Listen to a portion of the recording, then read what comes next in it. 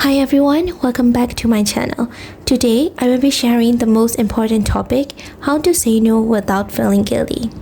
In my previous video, I have already told you guys that someone who is always occupied with other requests all the time will suffer mentally and physically.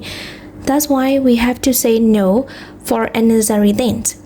If you have ever said yes when you really wanted to say no, or if you feel burnout or resentful due to pleasing other people all the time, this video will be the best fit for you. Because a person who is always trying to please other people will feel burnout or resentful. That's why they must practice saying no until it becomes familiar. I understand that to simple letter no can sometimes be really difficult because we are worried that others will dislike us or we are afraid of disappointing someone. In this pocket, it will include 3 parts. The first one is why it is important to say no. The second one is the most important one, how to say no politely and without feeling guilty. And the last one is let's talk about guilt. The very first one, why is it important to say no? Remember, every time you say yes to something you don't want, you are saying no to yourself. Every yes would take away your time, attention, and your energy. Our time is a very limited resource. That's why when you say no to the things you don't like, you have more beautiful things to say yes to. In this way, we must protect our energy and time for our text. That's why don't waste your energy over unreasonable demands. Let's move to the second part. How can we say no without feeling guilty? The very first thing is saying politely. When we are rejecting something, it needs to be polite, especially in dealing with our classmates, colleagues, and our beloved ones. Then, express your gratitude for being asked. If someone asks you to do a favor and you need to refuse it, first thanks to their invitation before denying someone's offer. After that, add a short reason. Saying no I can't is very short and also it's kinda rude.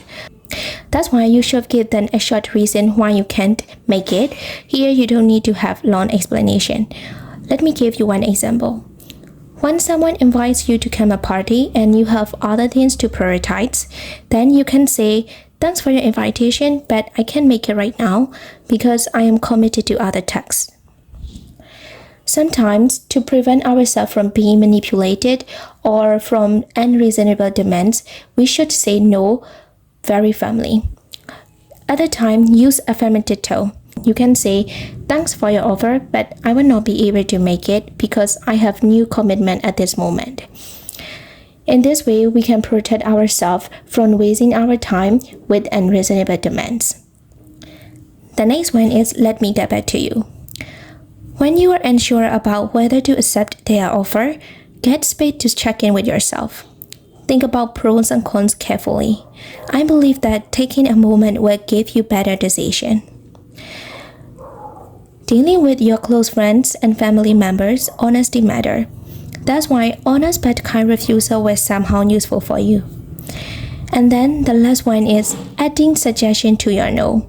If you have a meeting that would bring fruitfulness to your business, but you can't make it right now because you have another appointment, at the time you can propose an alternative. Using, I can do this right now, but I will love to meet up another weekend. Are you okay with that? Sometimes adding suggestion to our no will bring us many opportunities. In this way, you can deny something very politely and also without feeling guilty. How can we know whether to say yes or no to someone's offer? Before you decide something, always ask yourself this question. Am I doing this job to please someone? Or do I have time and energy to do this? The reason is, when you accept someone's offer, you have to put your energy and attention to accomplish this task. That's why you should decide whether it is suitable to put your energy into this task or not. And then the third question is, am I being used? By answering this question, you will vividly see whether you should accept their offer or not. Moving on to the third part, when we say no, guilt creeps in. It's normal because we worry that we will hurt someone's feeling or miss out on opportunity. But after setting healthy boundaries and being used to saying no, the sense of guilt will diminish. Saying no without guilt is a skill. I believe that you can practice and practice makes perfect. And also, please bear in mind that saying no to someone's offer doesn't make you a bad person. It helps you to set a healthy boundary. That's why you are not responsible for how others feel about you. Don't let their criticism stop what you actually want to do. You are only responsible for communicating them kindly. Ultimately, if you care about yourself, don't say yes to everything very quickly. Practice saying no for your mental and physical well-being.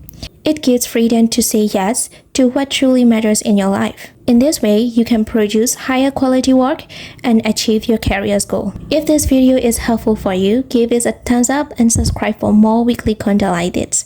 And also comment below one thing you must actually say no right now. I would love to hear from you. Thanks for watching it, and I will see you in my next video. Bye bye.